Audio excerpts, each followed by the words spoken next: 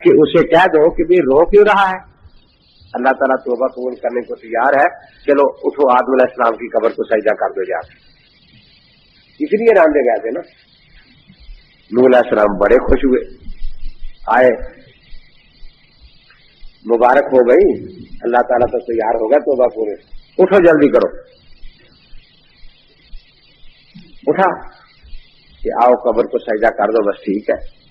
دو چار قدم ساتھ چلا تو پھر ادھر ادھر بھاگے۔ بھئی کیا بات کیا ہے؟ اس نے کہا جی بات یہ ہے کہ سجدہ کرنا مشکل نہیں، لیکن شریکوں کے تانے نہیں سنے جائیں گے۔ جبریل کہے گا اچھا اب یاد آ گیا سجدہ کرنا، وہ کیا نہیں تھا۔ یعنی بدتی اور یہ گمراہ بھی یہی کہا کرتے ہیں نا کہ بدت تو ہمیں پتہ ہے بری ہے، لیکن شریکوں کے تانے جو ہے نا، ناک کٹ جاتی ہے، اپنا ناک بچانے کے لیے کہتے ہیں ہم یہ ساری بدعات کرتے ہیں، پتہ ہمیں بھی یہ ہے کہ یہ باتیں صحیح نہیں ہے، اور جناب چلا گیا۔ اللہ تعالیٰ نے فرمایا کیوں نو؟ کہ یا اللہ تو ہی جانتا ہے دلوں کے راز، کہ یہ کم وقت دیکھو کتنا سستا سودا تھا کہ سب کچھ معاف ہو جاتا، توبہ قبول ہو جاتی، لیکن وہ اس بات پر آیا نہیں۔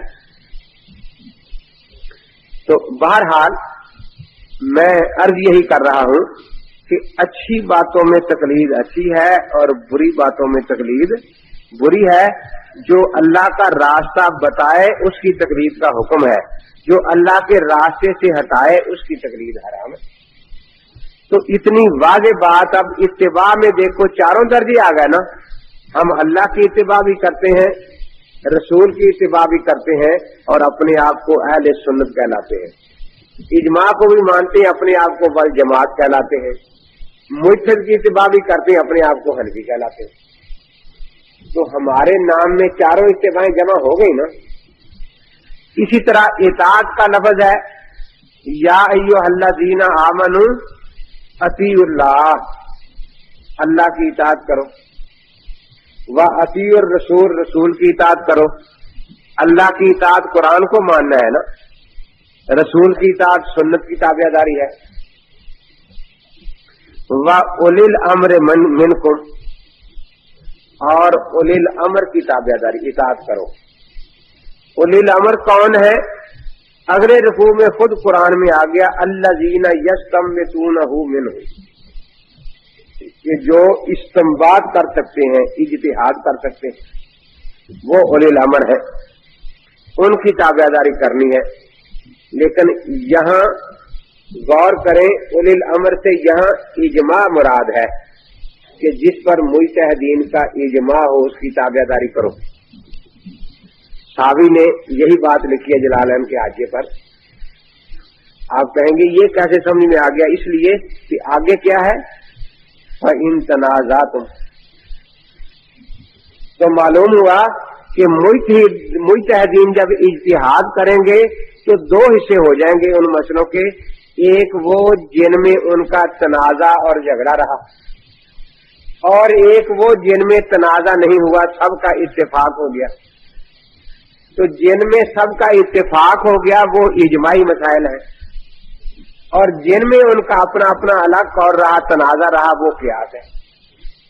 تو اس سے اولی الامر سے مراد مجتہدین کے وہ مسائل ہیں جن میں تنازع نہیں ہوا، اتفاق ہو گیا، تو اس میں اجماع کی تابعداری، اطاعت کا حکم آ گیا۔ اور فَإِن تَنَازَعْتُمْ، اگر مجتہدین کا آپس میں تنازع ہو، فَرُدُّوهُ إِلَى اللَّهِ وَالرَّسُولِ، قیاس کہتے اسے رد کرنے کو ہے۔ قیاس کی تعریف ہے رد النظیر الی النظیر، ایک نظیر کو دوسری نظیر کی طرف رد کرنا۔ تو اس آیت کریمہ میں چاروں کی اطاعت کا ذکر آ گیا، کتاب اللہ کا بھی، سنت رسول اللہ کا بھی، اجماع امت کا بھی، اور قیاس کا بھی۔ تو ہم نے چاروں اطاعتیں مان لی۔ ان کا جو طریقہ ہوتا ہے عوام کو دھوکہ دینے کا، ہمیں اللہ نے صرف دو ہاتھ دیے ہیں، ایک قرآن کے لیے، ایک حدیث کے لیے، فقہ کے لیے کوئی ہاتھ نہیں دیا گیا۔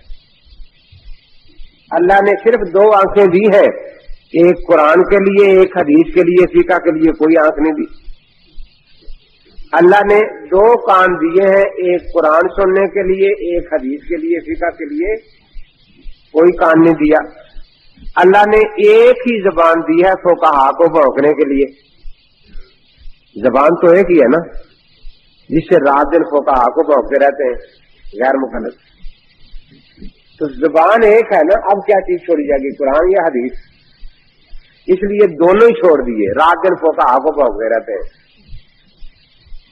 تو میں نے چٹ لکھی کہ حدیث سے متعین کریں کہ قرآن والا ہاتھ کون سا ہے اور حدیث والا کون سا ہے. ارے دو آدمی ہے نا،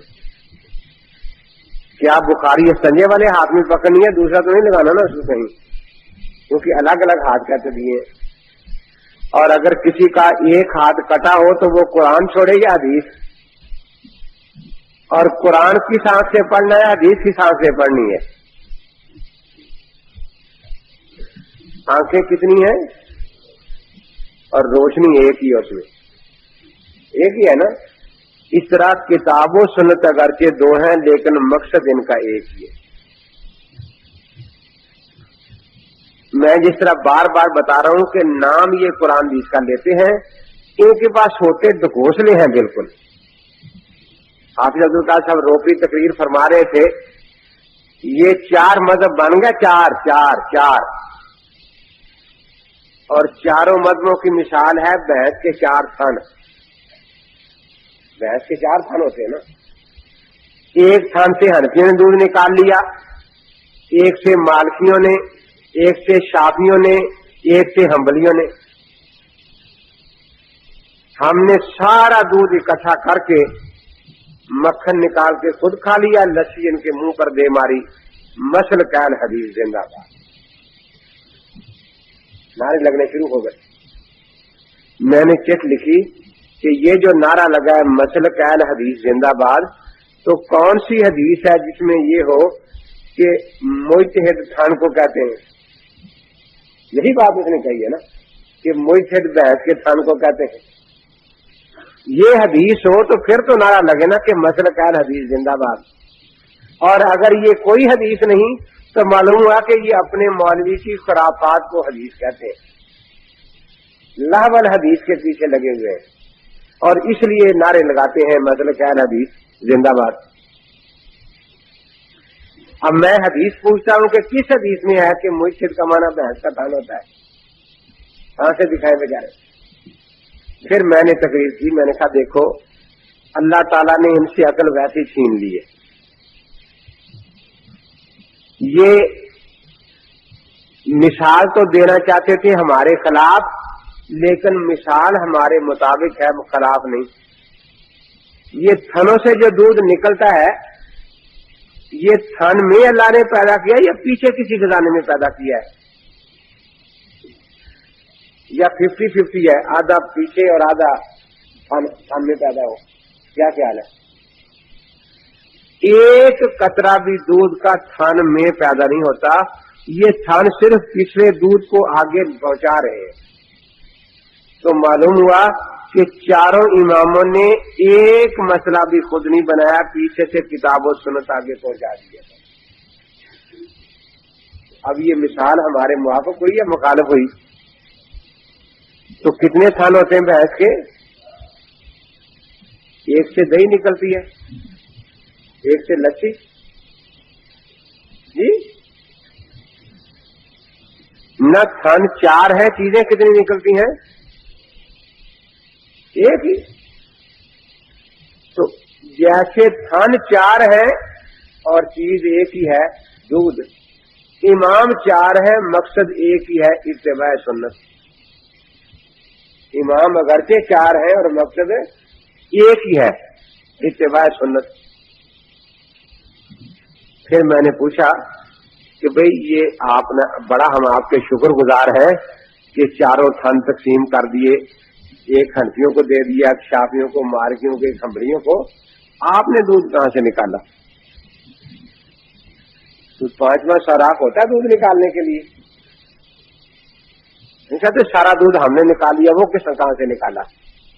اب جو ہمارے ہاتھ میں تھا ہم تو نہیں چھوڑتے، نہ شافی، نہ مالکی، نہ حنبلی. تو کوئی 5واں سوراخ ہوتا ہے دودھ نکالنے کے لیے؟ جی نہ. آپ اپنی بحث دیکھ رہے ہیں، کسی غیر مقلد کی بحث بن رہے ہیں، شاید کوئی 5واں سوراخ کیا ہوا ہو.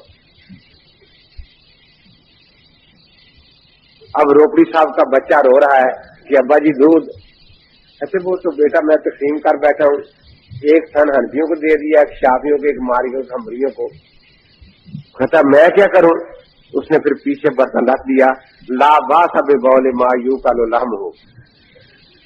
بیٹا ہماری قسمت میں یہی رہ گیا, دودھ تو وہ لے گئے, میں نے تقسیم کر دیا. فتاوا ستاریہ اور ثنائیہ میں لکھا ہے کہ ہر حلال جانور کا پیشاب اور پاخانہ پاک ہے, بوقت ضرورت کھانا پینا بھی جائز ہے.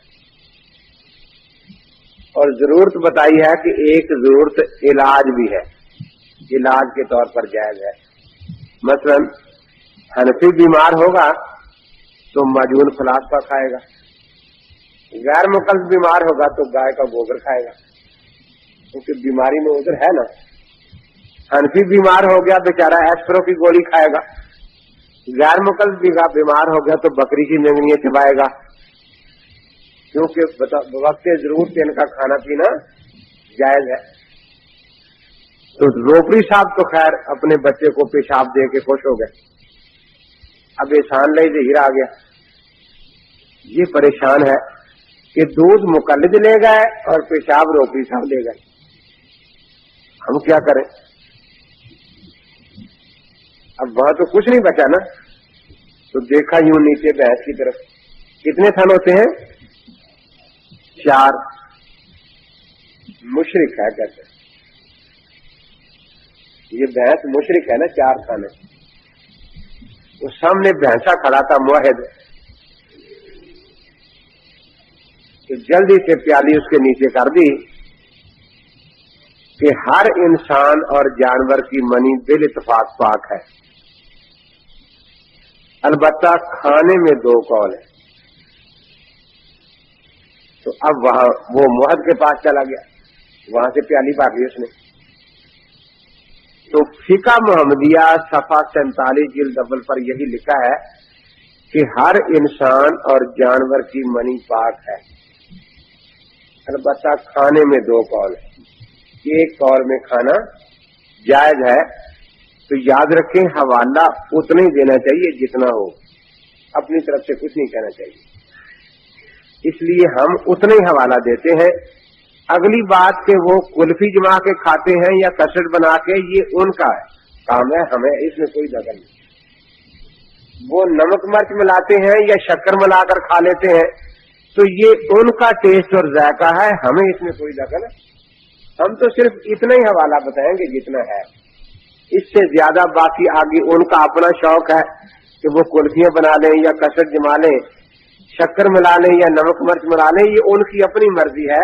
تو ان کی مرضی میں ہم دخل دینے کے لیے بالکل تیار نہیں ہے.